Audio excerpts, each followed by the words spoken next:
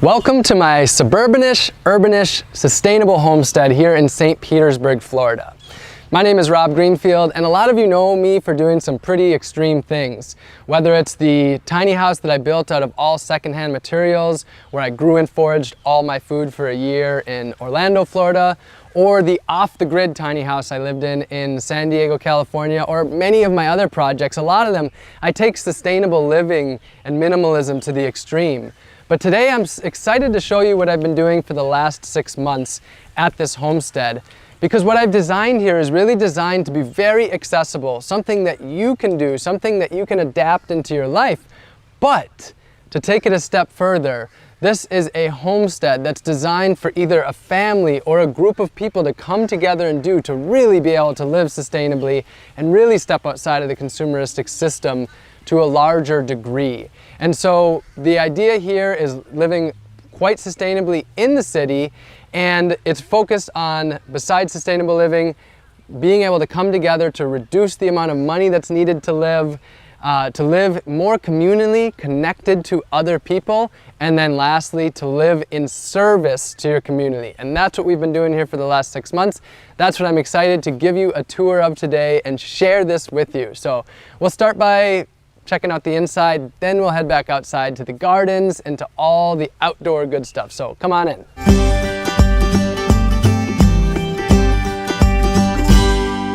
Now, one of the first things you might notice as I was walking through the door is that it's the middle of the summer in Florida and we have the doors open, which means the air conditioning is not on. And I've strived to live without air conditioning for, pretty much most of my life. And I will say that I've been really happy that we've managed to mostly avoid the air conditioning, but we have used it some. We're trying to not be perfect. As I've lived alone in these tiny house settings, I've been able to live kind of exactly the way that I want to, but living in a more communal setting with a lot of people, it's been a different situation of having to work and make things work for each individual person's needs.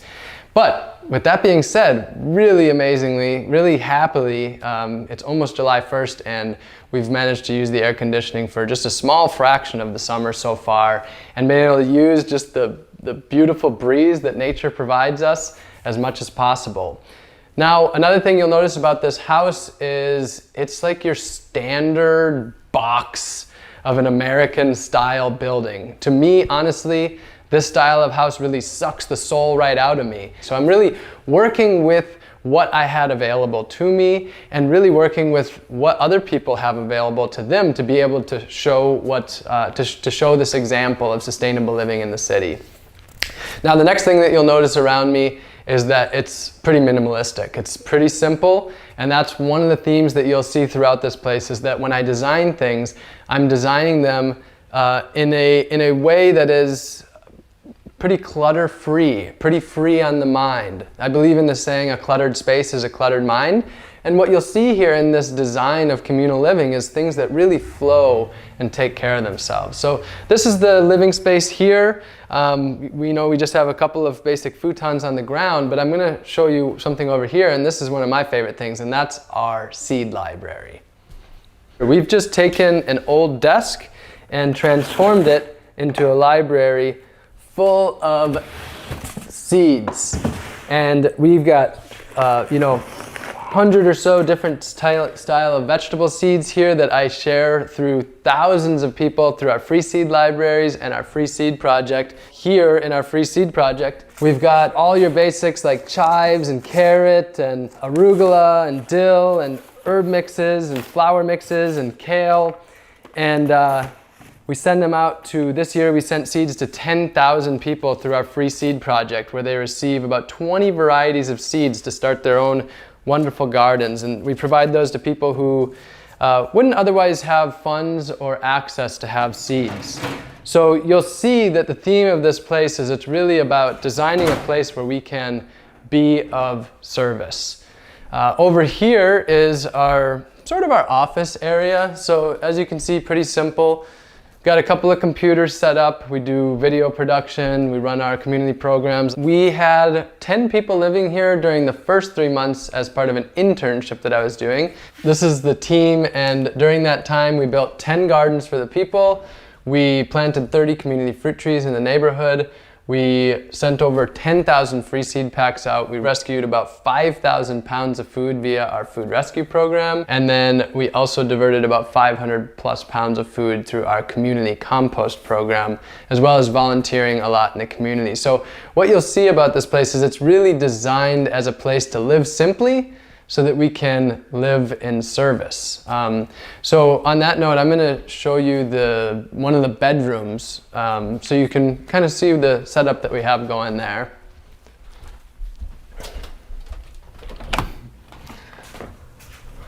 Come on in. So I've slept in this room. It's a room that I was in myself for a little while. And the idea that I want to share with you is this idea of more communal living. I'm not going to call it, it's not, an eco-village, and it's not an intentional community. It's not to that level, but it is communal living. And the idea is the more that we can share resources, the less money we need to earn, the less we need to be focusing on material possessions and financial wealth by coming together. And so one of the ideas that I want to share with you that this place represents and this place has been is, imagine if 5 of your friends and you get together and you share a house, and maybe the rent is $2,000 a month. Split that with 5 people, you're looking at $400, which means instead of focusing on money, you can be focusing on being of service, like all of the programs. So you can see it's pretty simple in here. We've got a couple of dressers. We got most of this stuff secondhand on places like Craigslist and Facebook Marketplace and things like that. You can see some bunk beds here. Bunk beds are a really efficient way. Again, it's simple living, but there's so much benefit to simple living. By cutting back the amount of things that we need, the more we can take power back from corporations that are trying to sell us on this idea that we need so much from them and that we can't get it working together. So I'm going to show you one of the bathrooms right here. Pretty simple, pretty basic. And again, this place is kind of, for me, sort of a fancy place. It's not my ideal living scenario. Not too much different from your typical house. So this bathroom obviously has a flush toilet in it, but outside we built a compost toilet, and that's where I have been going, and I'm excited to show you that. And that's something that numerous people in the house have been using. So really excited to get to outside to show you the things that I'm a little bit more passionate about with sustainable living. But before that, I want to take you over to the kitchen, because food is, the center of our lives. It's one of the main ways that we interact with the earth, and one of the main ways that we have an impact, for better or for worse. Another thing to mention just before getting in the kitchen, this is our dining area. We had quite a few communal meals here. One of the really nice things with living in community is sharing chores. So we have our chore sheets here where everybody has a different chore for the week. And we share in these responsibilities. And imagine living on your own and having to cook every single night. Now imagine instead living with 6, 7 people where each person can cook dinner 1 night a week, and you only have to cook dinner 1 night a week and have a nice meal. That's these benefits of communal living. That's where you can drastically reduce the amount of work you have by working with others and living in community. Now, of course, communal living has its own challenges. Sharing a bedroom with others has its own challenges, and you don't have your own space. But it's all about balance, and it's all about asking, what do you really want out of life? And I think this is one model to be able to achieve a more sustainable, equitable, just way of living. Most of the entire house was furnished secondhand. We got this table, which honestly is too fancy of a table for me. We got this thing for $50, including all of the chairs on Craigslist. So we have 3 main ways that we feed our household. What you're seeing here is our bulk food section. This is one of the most sustainable and economic ways to feed a group of people or an individual. We buy all of our staples. So, your spices and your herbs, your teas, your oils, your nuts and seeds, your popcorn, raisins, your grains, your beans, your oatmeal and your flour. We buy all of this in the bulk food section of the grocery store, and there's many of these all across the United States. And we bring our own bags and our own containers, and we can actually fill up, and so it's a pretty much zero waste way of attaining a pretty good portion of our food. It's also one of the least expensive ways to eat, and the key is cooking. If you take the time to cook, it's a lot less expensive. So this is where a good portion of our food comes from. Secondly, we started a food rescue program where we actually would pick up the food from a local grocery store that they would normally throw in the dumpster that's still good, but they just, if you know about our food system in the United States, is there is way too much of it. And so we rescue that food, and that's the way we got about 70% of the food for the household, which meant eating very inexpensively while diverting food from the landfill. So another fairly sustainable way to eat.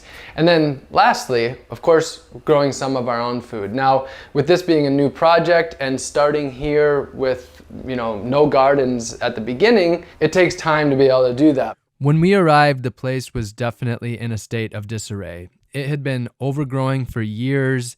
There was tons of trash left over from previous remodels, and there was just tons of stuff that had accumulated from the previous renters that had lived there. So we had to get to work right away to transform the place. And one of the things that we did is we organized volunteer days. So dozens of volunteers came out and helped us transform the place. And in exchange for their work, they got to learn how to transform their own place as well through permaculture, as well as got to meet many like-minded people. It wasn't just work, it was a community coming together for this project. One of the big things that we did is we replaced all of the lawn, all of the grass with mulch to turn it into gardening spaces and to turn it into habitat. We opened up space to bring in sunlight so that we could grow food, and as much as possible, we kept the organic matter on site in order to build soil. Within a couple of months, the place was transformed quite a bit, but with the focus on perennials, it takes a couple of years to really establish the garden, but in 6 months' time, it's pretty amazing how much we were able to accomplish. This is a pumpkin, for example. We got some squashes as well. And not only eating from our gardens, but these are all mangoes that we foraged in the neighborhood. There's food growing freely and abundantly all over the place, and these are mangoes that all would have gone to waste without us harvesting them. So we have a community fridge that's part of our food rescue program. We don't just feed ourselves, we actually fed the community as well through that program, and I'm gonna show you that. Before we head out there, just as important as our food is our water. And in a lot of cities, the water is really polluted. It's often pretty toxic. And so it's important to have pure water, good, clean drinking water. So we use a Berkey filter, and I've been using these since my first tiny house in San Diego. And I think they're one of the greatest systems because you can just fill this with a pitcher from the sink, and it is one of the best at removing impurities, heavy metals, and also removes chlorine. It can remove fluoride as well with fluoride filters. So you put pretty dirty city water into there, not dirty, but toxic, and it comes out as a really good drinking water. And they're pretty inexpensive. They have nothing to set up. And so this is something that I really recommend for living more sustainably and healthfully. Absolutely no need for bottled water whatsoever, of course. So that's a really important thing. So speaking of water, we have our sink, and I want to talk a little bit about some sustainable tips when it comes to water in the house. Now, when it comes to the water and sustainable living in this homestead, one of the things that I didn't actually accomplish was gray water. And that's as simple as changing the plumbing so that the water goes out to your landscape rather than to the sewer. And so every time you're using the sink, you can actually be growing fruit with your fruit trees. It's a fairly simple thing. There are legalities around it, but it's a very doable thing, but it's one of the things that I just did not manage to do. However, what you can do is underneath your sink, you can simply unscrew the P-trap and put a 5-gallon bucket there, and then take that water and dump it directly into your yard. It takes no infrastructure or anything of that sort. And one really important note is that when you're using gray water, whatever toxins you're putting down the drain are going to your land. So the key is not having toxins. And in this house, what we use is a biodegradable, plant-friendly soap. So this soap can go right out to the plants and it actually feeds them. And that means not having a toxic thing. Even if this is still going to the wastewater treatment plant, you're not sending toxic stuff to the wastewater treatment plant, because toxins don't just go away magically. They continue, they persist. So we use all gray water, plant-friendly soaps in all of our bathrooms and in the kitchen, and really don't have toxins that we're flushing down the toilet like bleach and things like that. The same with our laundry detergent. So speaking of technology and machines like laundry machines, one thing that you'll notice is that this kitchen doesn't have a lot of electronics in it. This is where the dishwasher was. I took that out and put it in the garage, and instead we have a few wash bins, and this is a much more efficient usage of water. It doesn't use all the electricity. We hand wash. For me, it's about simplicity and it's about getting back to the basics. Sure, some people might think that a washing machine is more efficient, but when you take into account all that's needed behind that globalized, industrialized system and what's going to happen to the washing machine when it's done and it's broken, the input is far more than the simplicity of connecting and doing dishes by hand. So we have minimal technology, not no technology, but minimal. And right here, this is where the microwave used to be. And now, instead of a microwave, I have a song by one of my favorite humans, Thich Nhat Hanh. And instead of it being a big piece of technology, it's a reminder that happiness is here and now and to be present in life. And that to me is very meaningful. So again, we have some technology, but it's about minimizing it and reclaiming our humanness, taking back power from these big corporations that want to suck our money out of us and keep us working endlessly.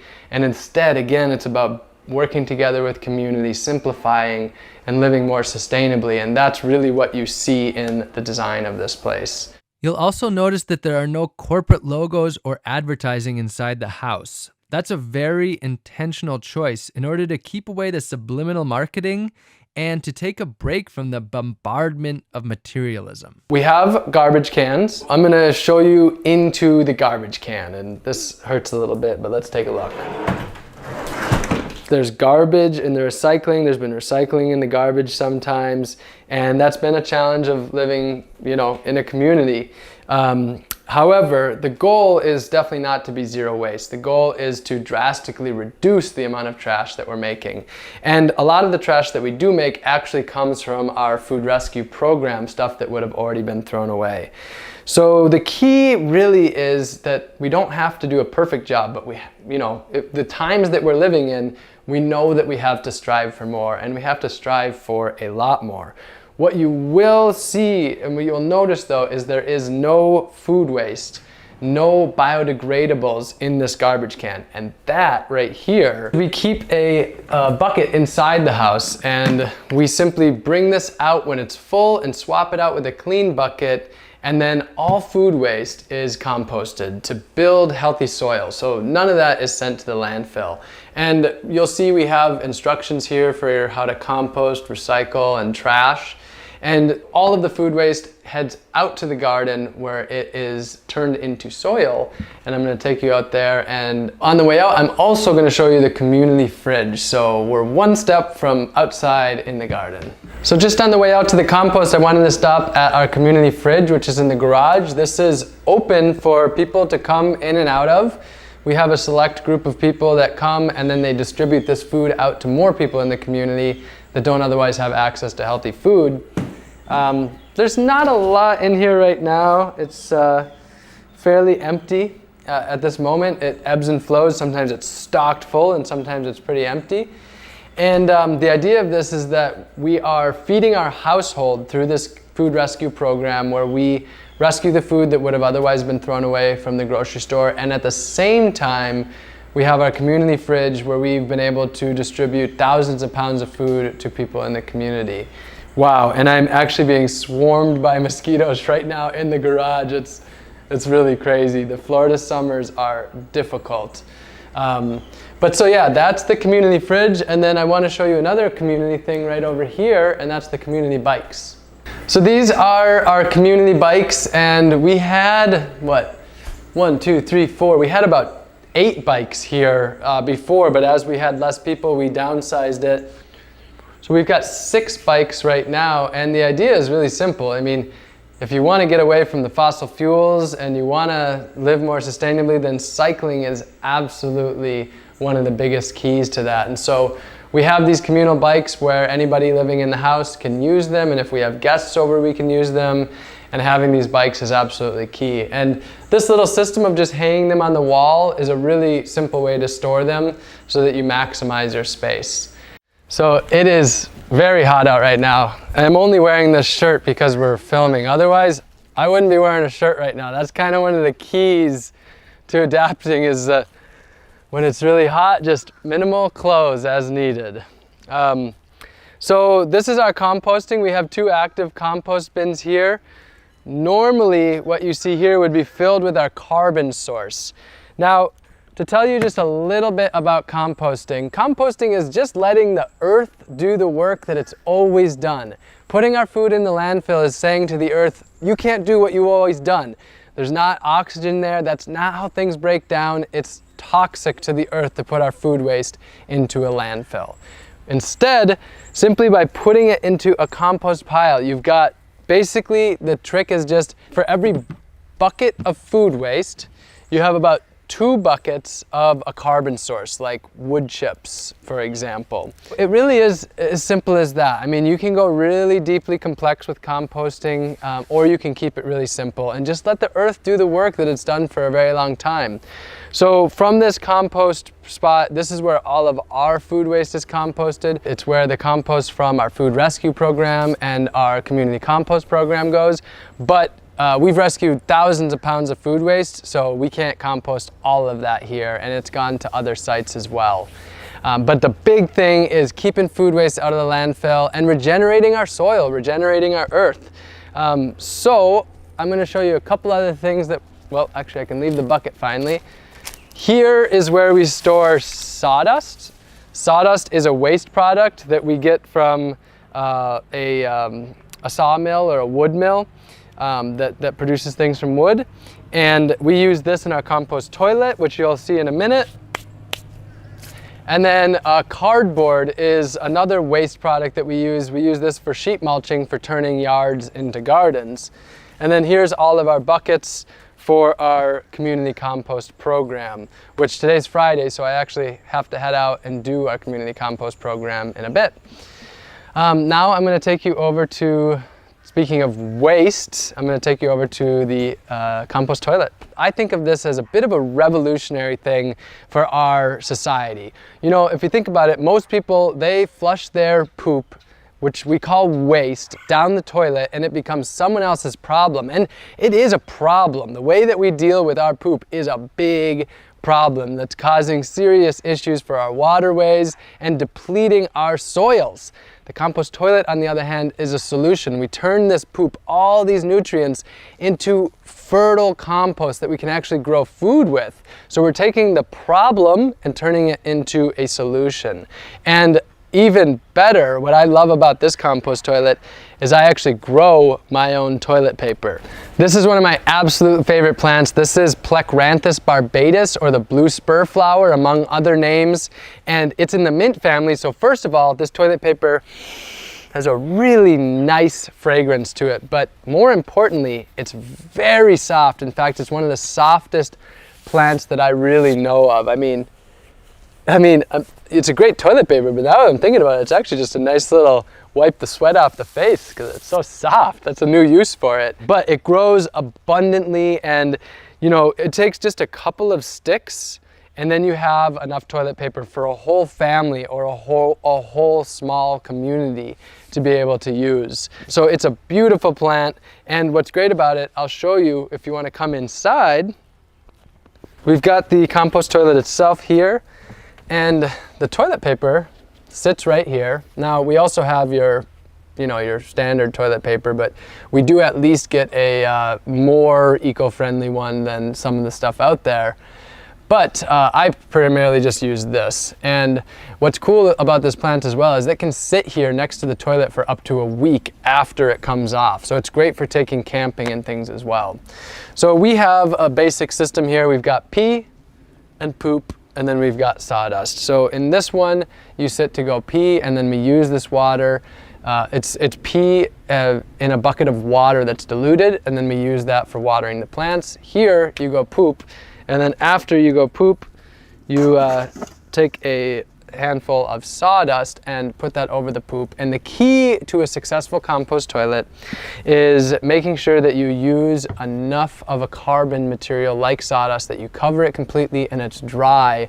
And I'm sitting in here and I have no smell at all. I could definitely talk about poop for a very long time, but all that to say, our poop, doesn't go to the wastewater treatment plant. It is composted to make compost in order to be able to grow more food. And I think it's about time to get to the garden finally, which I'm sure some of you will be excited about. So out of the compost toilet to the garden. So this is the outdoor shower. My top preference for an outdoor shower is actually rainwater, but this is just hooked up to a hose, just using municipal water. But the beautiful thing about this outdoor shower is that rather than this going to a wastewater treatment plant, this water actually waters the plants as you shower. So as we're showering, we're growing turmeric, ginger, taro, and these are some wonderful little Everglades tomatoes that I just harvested from about 3 feet from the shower. And the shower is actually on an old stump that's sitting there. So it's a nice natural stump that you stand on, the shower raining down over you and then watering the garden at the same time. So we also harvest rainwater off of the house to reduce the total amount of water that we're using from the city. We collect as much as we can from the house. We have rainwater harvesting on 2 of the 4 corners of the house, and the more water that you can harvest, the more independent you can become of the systems that are sucking our wells and our rivers dry, and no need for chemicals at all, just pure water coming from the sky. So there's 2 systems. We have the 55-gallon drums here. You can generally buy these for about $25 or $15. And then we have the 275-gallon IBC totes. This is my preferred method. It's about 5 of these drums equals 1 of these totes. And so 275 gallons goes a pretty long way. What I like about these is they actually have a spigot on the bottom, which opens wide up. And you can fill 5-gallon buckets out of there like really quickly in order to be able to water the gardens. So rainwater harvesting is again, it's one of these things that some people think is really complicated, but we just had downspouts, and all I did to get the water into here is I got a chunk of a gutter and then I just strapped it onto there and I just directed it into this tote. So it's simply a matter of directing water into your whatever bins or buckets that you're storing water in. Rainwater harvesting can be very complex, or it can be made very simple. I'm going to show you the worm bin, which is one of the little pieces of magic that there is on the property. It's just right over here. I'm actually new to keeping worms. I just started this about 3 months ago, and I learned from a good friend of mine, Albert Reisenberg, who's really pretty much a worm expert these days. And what I'm going to show you is how to turn food waste like this, banana peels, into black gold like this. Super nutrient rich worm castings that are just work wonders on the garden. So you've got your food waste and that turns into this amazing stuff. So I only open the worms once a month and I feed them 2 buckets, 2 5-gallon or so buckets of food waste. So let's take a look in here. I just open them up once a month on about the full moon. And then just look at that. So we've got some sprouts here, but what you can see on the top here is what I'm talking about when I talk about this black gold. So that's just pure worm castings right on top, just right ready to harvest. And the system that Albert taught me is once a month adding 2 buckets of the right ideal food waste, which is really easy to digest, mild food for them. You pull this back, you put it down on the bottom. On the bottom you have bedding like nice fine wood chip stuff. And then you have your buckets of food waste, and then you put this back over the top. So basically, the worms actually put most of their castings at the top. They poop at the top, and then you're able to harvest this black gold worm castings right off the top. So we're talking another way that on this little homestead, we're turning a wasted resource, something other people don't want, into a really just beautiful resource for growing food. All right, so now it's time to finally show you the garden, which I know is something that probably a lot of you are the most excited about, and something that I'm the most excited about. And one of the greatest parts about homesteading is breaking free from the global industrial food system and actually growing our own food and growing an abundance of it right on site where we can share it with our family, our friends, and our community. So to start with, this is one of the herb gardens. We've got 4 different types of basil: African blue basil, Thai basil, columnar basil, your standard Genovese basil. We've got Cuban oregano and your standard oregano. We've got mint, and we've got lemon balm. And over here we've got wonderful lemongrass. I have this situated right next to the back porch. The reason being is this is the easiest access to the kitchen. Great place to put your herb garden is as close to the kitchen as possible, so you can always come out and get fresh herbs. So one of the herb gardens here. Moving over here, this is our turmeric and ginger garden, as well as taro and malanga. So we have 9 different varieties of turmeric and ginger here, and turmeric and ginger are pretty easy to grow in Florida. The focus of all these gardens is to grow what grows really easily. The things that don't have a lot of pests, the things that can handle droughts, the things that really take care of themselves, and we focus a lot on perennials rather than annuals. Coming this way, one thing you'll notice is that our raised beds use logs. Rather than buying materials, we're using, we cut down some trees on the property in order to let in some sunlight, and we use those to make our beds. So in here we have a lot more lemongrass. Come on over, we've got a lot of papaya that grows really well here. Different perennial spinaches. Over here is the Everglades tomato that I mentioned. Here is habanero pepper that's growing. Nice hot spicy pepper. And then we've got amaranths. Behind me is moringa. So this is one of the most special, most important plants to have on site when you are in a semi-tropical place. And the key to growing food is to work within your environment. If you're watching this video and you're in Wisconsin or New York or Washington, you can grow an abundance of food there. It's just not necessarily going to be the same things that are being grown here. Over here you can see the bananas. What's key is to plants that need a lot of water. Those are located right next to the rainwater harvesting because the overflow can go to there. So I'm going to take you over to the side of the house where we have a living wall fence, and then out to the front of the house. So here we've created a living fence, and you'll notice on the other side of this fence there's a lot growing as well. So the 6 months that I've been here, I've actually done a work exchange, and I've permacultured out both of these properties in exchange for the rent here. What we have going here is loofah squashes, which you can eat these when they're young, like a zucchini, or you can wait till they get older, dried out, and then you actually get sponges, and then you can use these for washing dishes, washing your compost buckets. Again, this garden is developing. It's on the younger side, but we've got grapes, and if you come on down a little further, there is passion fruit growing over here as well. And so the idea is to create a living, beautiful fence that's actually producing food. So using vertical space is one of the keys to producing a lot of food in urban or suburban environments often. So yeah, we'll keep on heading up to the front.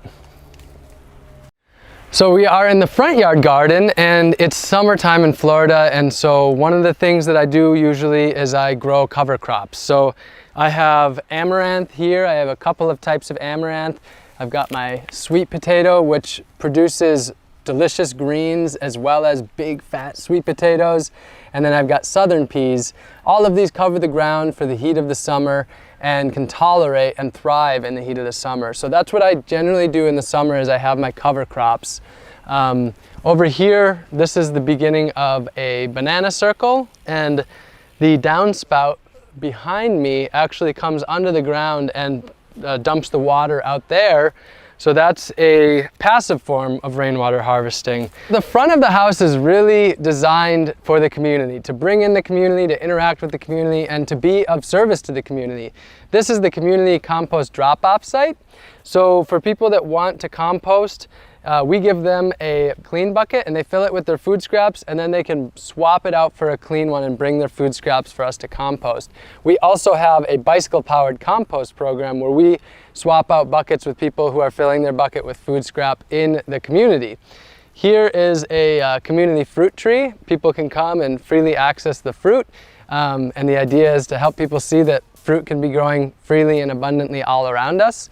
And then if you come right over here, this is the free seed library, and we have put 11 of these up into the community. If you want to come take a look at it, we have 12 different seeds that are ideal for the growing conditions right now that are available, and then down here is a seed exchange where people can add their own seeds. So the idea of the free seed library is to provide seeds to people, to help them grow their own food, to empower them, and to help them take that next step towards food sovereignty. And then what you'll see all around is this whole front yard is full of wildflowers. And the idea is that this is a pollinator-friendly bee and butterfly area to bring in pollinators and to provide habitat for other important species, as well as, I mean, flowers in the front yard is a really beautiful place to have them. And then we're gonna end right at the beautiful magnolia tree, which is actually before that, right here, this is part of the Free Seed Project demonstration garden. So everything that's growing in here are seeds that come through our free seed packs. And so this is the basil pack. There's 5 different types of basil growing in here. All right, so this is the magnolia tree that sits right in the front of the yard, and it really is one of the most peaceful spots. The shade that's casted here makes it the coolest spot of the yard, and I can sit out here and really just enjoy the shade. And gotta be honest, that was a long tour. It took about 4 hours to film this just now, so I'm feeling a little bit exhausted, but I'm so happy to have been able to share this place with you. Again, this place is 6 months, so this is an example of what can be done in just 6 months' time. Now, there was a lot of help, a lot of volunteers that went into creating this, a whole team of people that lived here that helped create this place. And it takes time and it takes work to create something like this, but it is possible to step away from this consumeristic model and live in a more sustainable, more communal, more at service to the community way. Well, the truth is that, of course, this is not sustainable. The whole world could not possibly live this way. This still consumes too much resources, but it is so much less destructive than the mainstream way of living. So there's so much that we can do to shift our lifestyles. And one thing I just want to talk a little bit about is that it took a community to bring this together, and I give so much thanks to every single person who was a part of this, and also at the same time want to apologize, because this was an incredible amount of work. And my biggest task this year, what this year has turned out to be so far, this 6 months, has been learning to work with others. It's been learning to live in a communal way, and that's been hard for me. And so working with a team and living together in this place has been really one of the most difficult things I've done in quite some time. I've definitely been taking feedback, and I've definitely been working to get better at communication that leaves everybody uplifted rather than, you know, feeling exhausted and the opposite of uplifted sometimes. So that being said, you know, communal living is hard. I have really yet to find a place where it just flows easily. Even places that have been around for decades, communities that have been around for decades, it's really difficult. So I just want to give that little bit of, you know, advice and knowledge on that, is that it's definitely far from all easy. It's definitely far from like getting out of the rat race just results in bliss. No, life is hard. Life takes work no matter which way that you're doing it. And living in a more communal way, living in harmony with the earth, it takes going against the grain of society, and it takes really deeply self-reflecting on the way that we interact with other people, with other species on this earth. So it's, you know, it's a road, you know, and it's a tough road, but it's a worthwhile road in order to shift our ways.